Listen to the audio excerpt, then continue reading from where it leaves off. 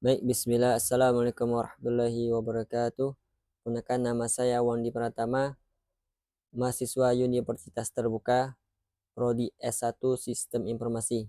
Kali ini saya akan menjabarkan penjelasan terkait tugas kedua dari mata kuliah pemrograman berbasis web, yaitu di sini sudah saya lampirkan projectnya, yaitu menggunakan Vue.js dengan struktur programnya terdapat dua folder, yaitu CSS sama JS. Kemudian ada 3 file index HTML. Jadi di sini saya menggunakan root dari project ini ialah menggunakan index HTML. Dia akan menampilkan dua button untuk melakukan navigasi, yaitu ke halaman stok bahan ajar, kemudian navigasi untuk ke tracking pengirimannya dari order. Oke, kemudian di sini ada halaman untuk stoknya. Di sini menggunakan CDN ya dari Vue versi kedua, menggunakan dengan script link source seperti ini. Jadi di sini memerlukan koneksi internet untuk melakukan agar bekerja Vue.js-nya di halaman stok bahan ajar ini. Baik, nanti di sini akan ada bagian untuk informasi judul, kemudian ada filternya, kemudian nanti ada juga melakukan filter berdasarkan kategori, kemudian nanti juga ada tabelnya, baik itu ada tabel berdasarkan urutan, kemudian judul, dan ada data jumlah stoknya, kemudian harganya. Nanti ada juga info dari stok ya, itu apakah dia aman atau sudah stok menipis, ataupun nanti dengan stok kosong, dengan nanti memberikan efek, yaitu dari info aman nanti warnanya berupa hijau, kemudian warna kuning, nanti kalau habis dia tuh dengan warna merah. Nanti kurang lebih data yang ditampilkan seperti ini: ada kode, judul, kategori, UPBJJ-nya, kemudian lokasi raknya, kemudian harga, kuantitinya berapa, atau dan ada status safety-nya, status dari bahan ajarnya, dan ada catatannya seperti itu. Dan terkait datanya di sini akan diambil melalui logic yang dieksekusi atau dijalankan oleh Vue.js. Untuk halaman track stok ini ialah di sini kita masuk ke bagian folder JS, itu ada namanya stock app ya, seperti ini. Stock app ini yang merupakan melakukan handling terkait semua manipulasi data di halaman stok bahan ajar. Nah, di sini dia mendeteksi berdasarkan ID elemennya. Di sini ID elemen F, maka bisa kita cek di sini bagian tracking.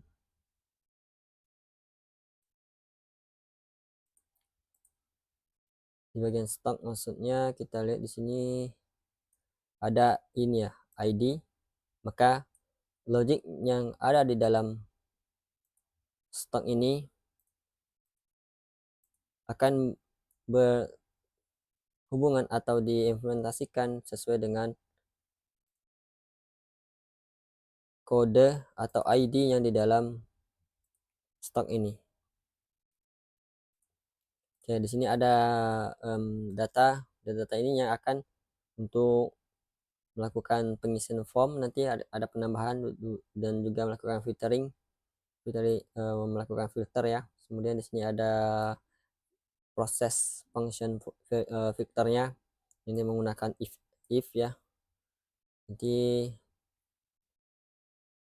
ini juga untuk melakukan filter berdasarkan judul, kemudian jumlah sisa stoknya, kemudian harga juga bisa. Kemudian nanti ada function atau fungsi untuk melakukan pengecekan apakah stoknya aman, menipis, dan apakah stoknya kosong seperti ini. Kemudian ada function untuk reset dari filter yang ada. Kemudian ada juga untuk menambahkan. Nanti di sini ada pengecekan untuk kode dan judul itu wajib untuk dimasukkan ya, tidak boleh kosong. Nanti di sini akan ada proses ngepush, yaitu memasukkan data yang diinputkan nanti ke dalam data array yang tersimpan di file data bahan ajar ini. Ya, dia akan masuk ke bagian stok.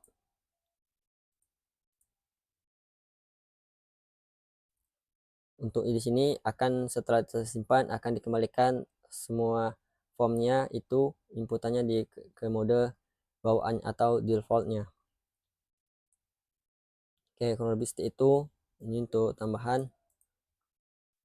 Oke, untuk stoknya kemudian ada trackingnya kurang lebih sama berdasarkan ID tracking ya. Kemudian untuk secara prinsip sama persis. Nanti yang membedakan aja di bagian logikalnya. Nanti ada generate ya. Ini untuk melakukan generate untuk ID dari track order ya, yang akan masuk ke di bagian data tracking sini. Nah, di sini ini akan otomatis ketika datanya terakhir itu 001, maka nanti di sistem ditampilkan itu langsung 002 seperti itu. Ini untuk metodenya untuk melakukan penambahan sama tadi ada pengecekan untuk NIM dan nama wajib ada data, tidak boleh kosong. Kemudian nanti akan dimasukkan, kemudian juga nanti akan dikosongkan kembali setelah generate datanya. Oke, seperti itu. Sekarang untuk CSS-nya kurang lebih seperti ini. Nanti ini tadi yang bagian buttonnya, kemudian bagian info amannya, kemudian warningnya menggunakan orange ya atau ke arah. Kemudian di sini ada warna merah. Oke, sekarang kita akan lihat tampilannya seperti apa di browser. Tampilan di awal seperti ini, terdapat dua navigasi yaitu dengan nama sistem pemesanan bahan ajar UT. Kemudian ada halaman. Untuk halaman pertama kita masuk ke halaman stok terlebih dahulu. Oke, di sini kurang lebih seperti ini, data ditampilkan menggunakan tabel. Ini ada info bahwa ada stok aman, kemudian stok nipis ada 1, kosong ada 1 seperti ini. Statusnya kurang lebih seperti ini. Kemudian sini ada filterisasinya ya berdasarkan lokasi. Kemudian di sini ada berdasarkan data yang ditampilkan berdasarkan apa, seperti itu judul kah atau harga kah, seperti ini. Oke, di sini kita akan lihat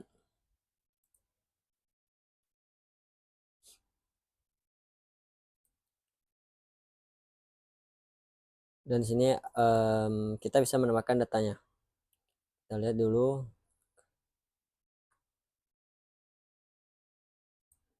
Misalnya kita ambil contoh.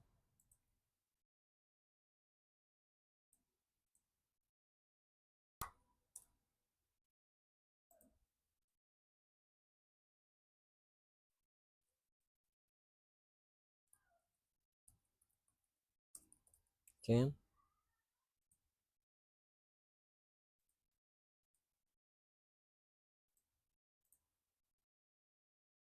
Kita ambil contoh untuk raknya. Ini untuk harganya misalnya kita kasih 120. Kemudian untuk jumlah stoknya ada 20. Kemudian ada stok warning ya, untuk yang sebagai untuk menandai dia menipis. Misalnya kita anggap kalau udah ada sisa 7 akan dianggap menipis seperti itu. Ini catatannya, bisa dikosongkan, bisa ditambahkan.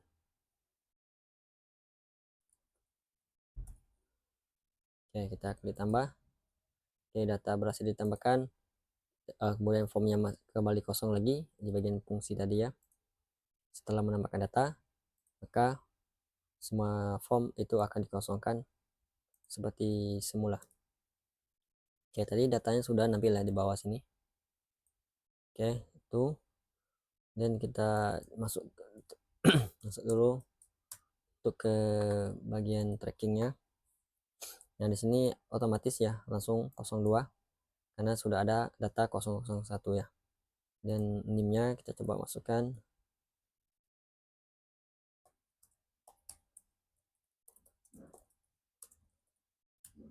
Ekspedisinya misalnya kita pilih yang express, mungkin kita pakai kalau mesti ini, tanggalnya, harganya kita simpan. Oke, data berhasil disimpan, kemudian akan tampil ya. Oke, dan kita bisa melakukan pencarian ya.